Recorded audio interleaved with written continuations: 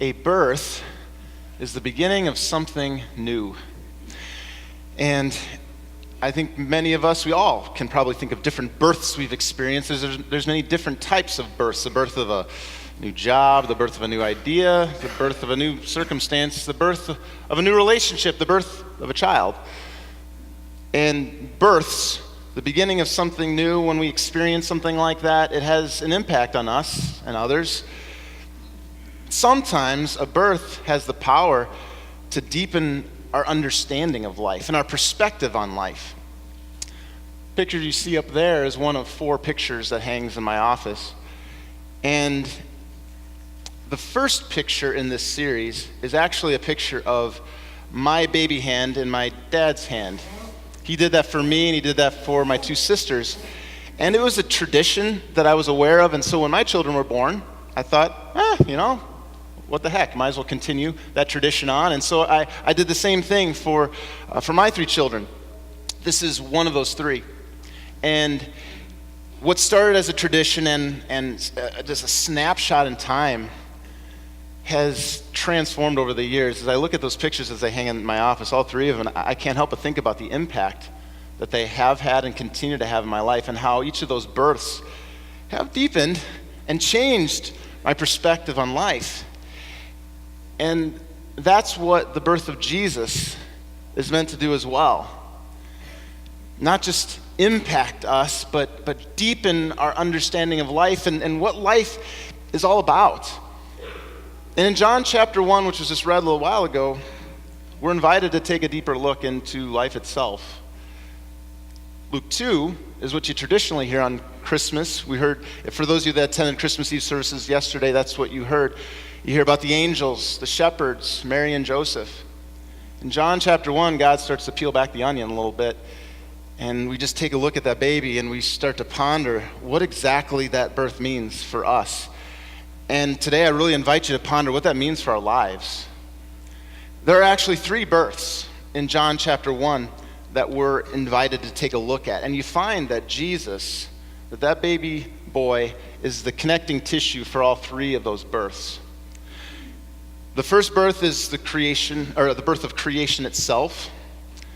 The second birth that's described is the birth of Jesus. And the third birth is, the birth of new life. Let's dig in. John chapter 1, verse 1 through 3 says this. In the beginning was the Word, and the Word was with God, and the Word was God. He was in the beginning with God, and all things were made through him, and without him was not anything made that was made. Such mysterious words. I'm going to spoil it for you because we don't have a Bible study to dig into every last piece of this, but the word is Jesus. The whole point being made here is that Jesus is God and was with God in the beginning, and all things were made through him. When I think about the birth of creation, which this invites us to think about, I think it's good for us to ask the question, what came first, God or stuff? A lot of people say stuff. Do you recognize the implications of that? If I were to say stuff comes first, guess what God is? He's my creation. Something I came up with to make me feel better about myself. And then how does all the stuff fit together in our lives? Well, good luck, figure it out. And we spend a lot of time arguing about that, don't we? How things should fit together.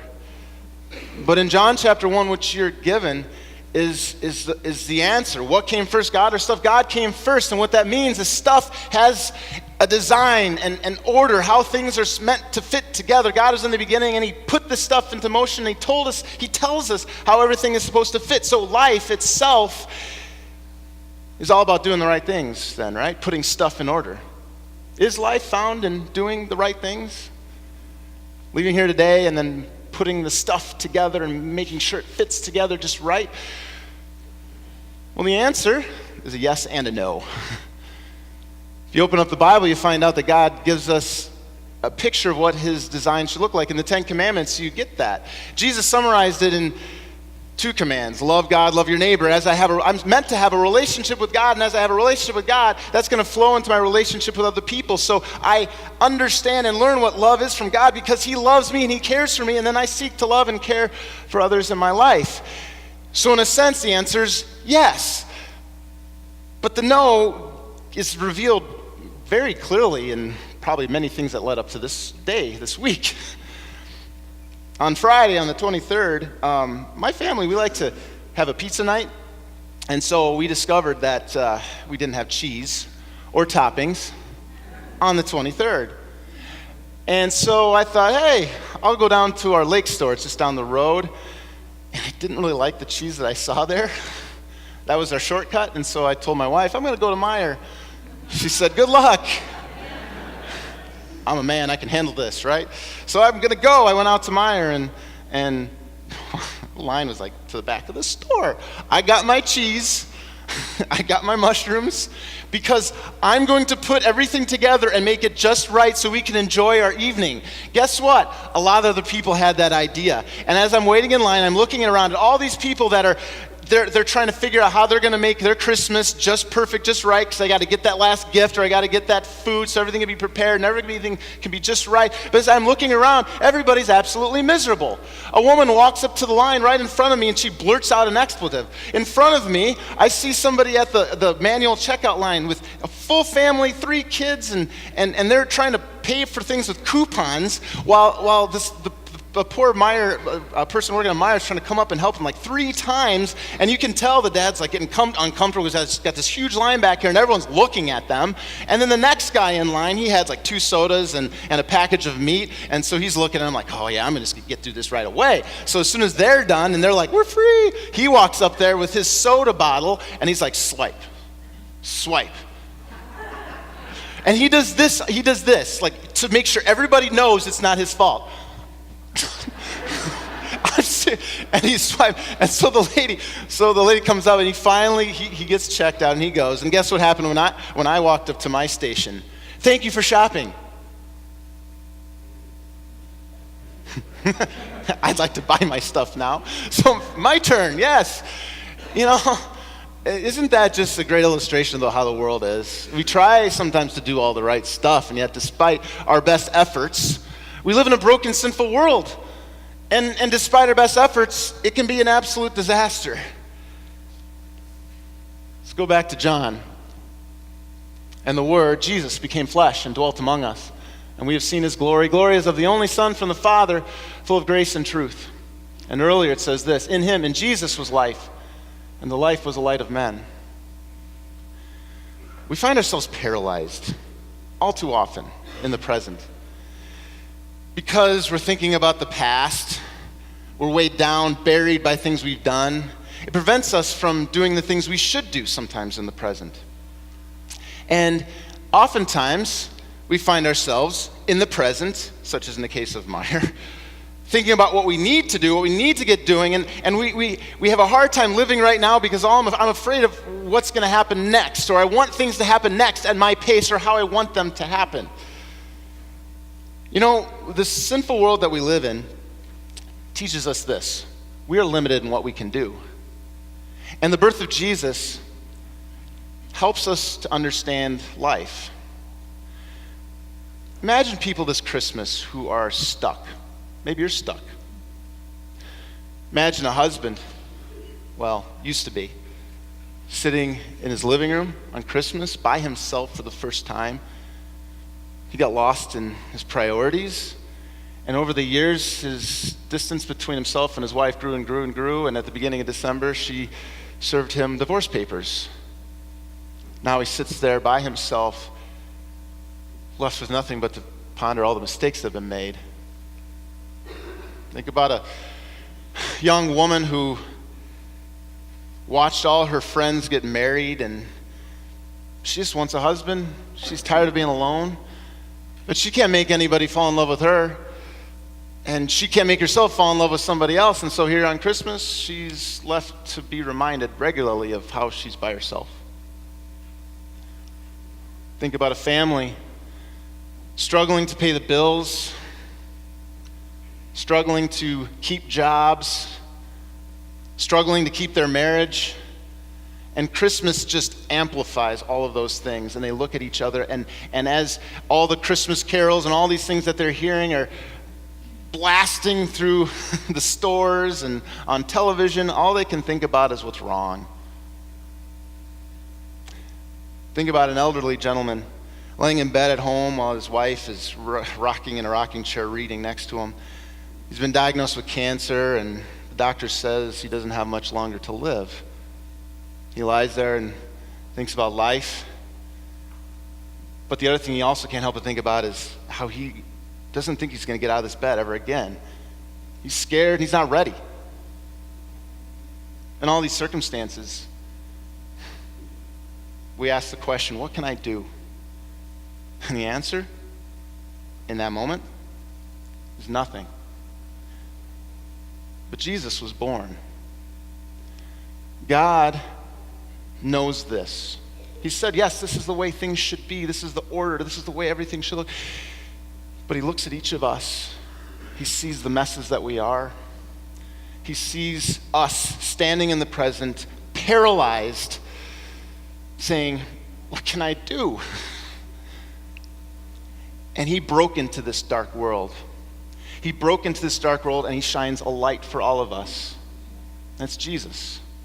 And Jesus was born for a very specific purpose, to give his life on a cross for you and for me.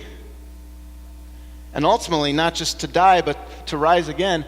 And you see what Jesus offers. Through Christ, God comes to us from the outside, you see, and we're struggling every single day, trying to figure everything out right here from inside. Like, I have to have all the answers. I need to know what to do next. I need to know how to care for my child exactly right. I need to know how to manage all my circumstances. And God is the one who looks at me, sees me hopeless and helpless, stuck, and he comes to me through Jesus. That's the message of Christmas. God comes to me from the outside and speaks words of comfort. He came to forgive me and give me hope.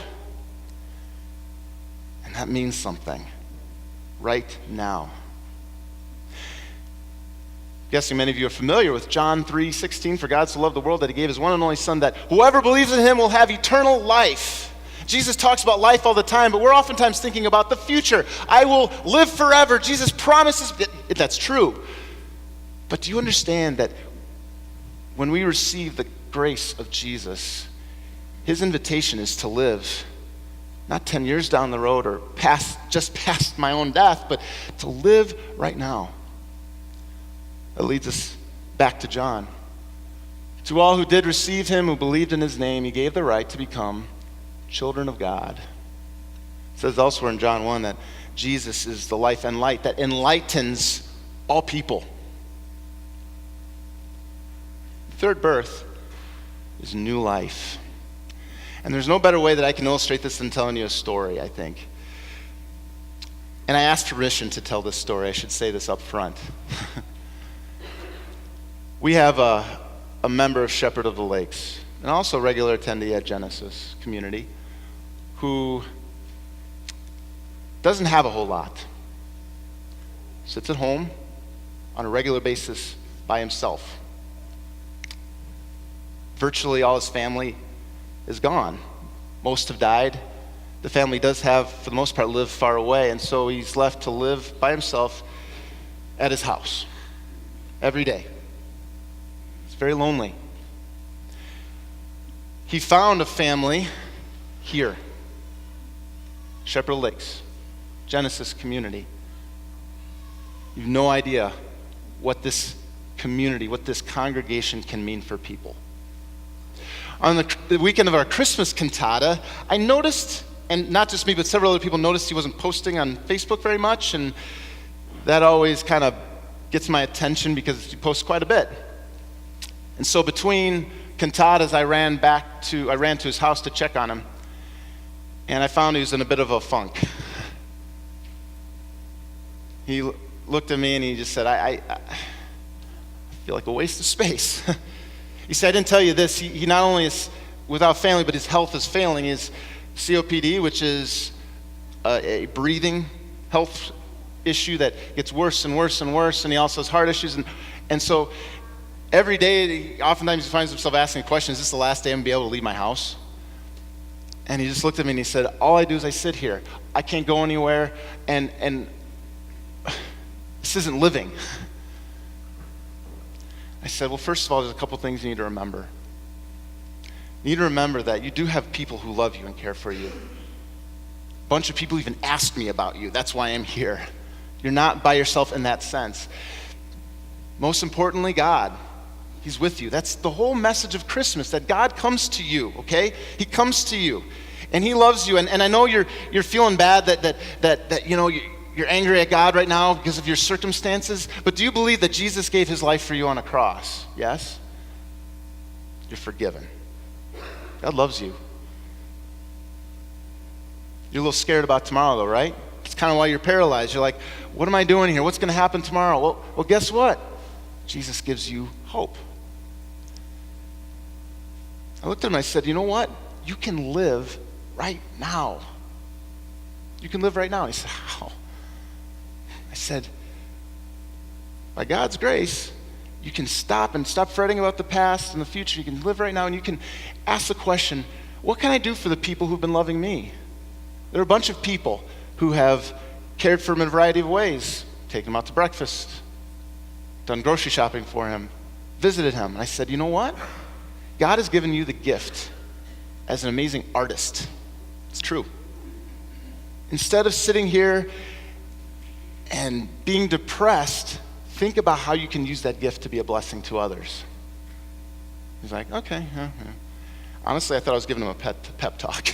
You know, I didn't know if anything would happen from it. I just wanted to encourage him. And the next Saturday came for us to meet for Genesis on Saturdays. And he gave me a call, and he asked if Suzanne was going to be there. She's our director of compassionate care ministries and small groups. And I said, yeah, she's going to be there. He's like, well, I made something for her. And I thought, okay, this is what he made. After we got done talking, and you're welcome later to come up and take a look. After we got done talking, he took everything I've just told you seriously. See what happens? He said, I'm going to love my neighbor. I'm going to live. Instead of worrying about everything else, I'm going to live right now. And he painted this beautiful picture. And guess what? He didn't copy it. This came out of his head. He's not trained. Some people would look at him and say, you're a walking dead person. What can you offer? Sometimes we think that about ourselves.